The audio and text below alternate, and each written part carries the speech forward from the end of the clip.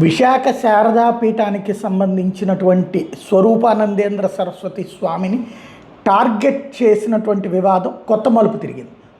వాస్తవంగా ఇవాళ పొద్దున్నే పోలీసులు, రెవెన్యూ అధికారులు హైదరాబాద్లోని కోకాపేటలో రాజశ్యామల అమ్మవారి ఆలయం ఏదైతే ఆశ్రమం వాళ్ళు కట్టి అక్కడ నిర్వహిస్తున్నారో అది 2 సంవత్సరాల క్రితం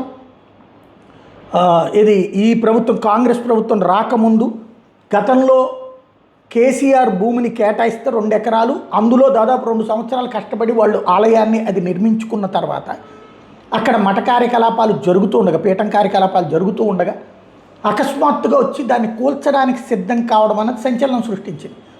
ఎందుకంటే ఉత్తరప్రదేశ్లో కాశీలో, ఋషికేశ్లో అలాంటి చోట్ల కూడా శారదాపీఠానికి సంబంధించినటువంటి ఆశ్రమాలు ఉన్నాయి, చక్కగా నిర్వహిస్తున్నారు.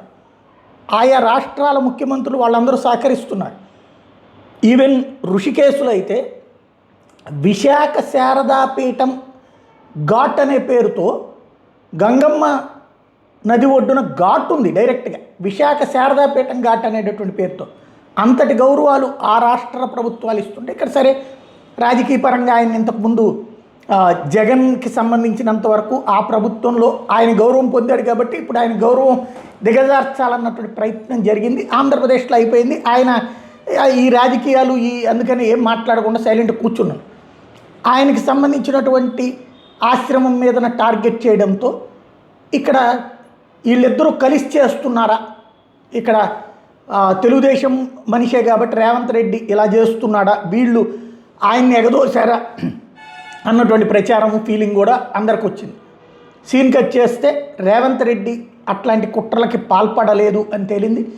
రేవంత్ రెడ్డి నోటీస్కి ఈ విషయం వెళ్ళగానే, పొద్దున మనం వీడియో కూడా చేసాం, రేవంత్ రెడ్డి నోటీస్కి ఈ విషయం వెళ్ళగానే ఆయన స్పందించి అసలు ఆ ల్యాండ్ ఖాళీగా ఉందని చెప్పారట అధికారులు. తనకి అక్కడ ఆశ్రమం ఉందని చెప్పలేదట.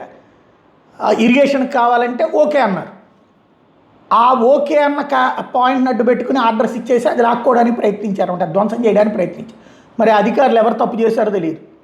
ఈ విషయం రేవంత్ రెడ్డి నోటీస్కి రాగానే ఆ ఆశ్రమ స్థలం ఆ 2 ఎకరాలు ఆశ్రమానికే ఉండాలి, విశాఖ శారదాపీఠానికే ఉండాలని తేల్చి చెప్తా, సేమ్ టైం మానసికంగా ఇబ్బంది పడ్డటువంటి ఆశ్రమానికి సంబంధించిన స్వామీజీ వాళ్ళతో మాట్లాడడానికి మంత్రి శ్రీధర్ బాబుని పంపిస్తున్నారు.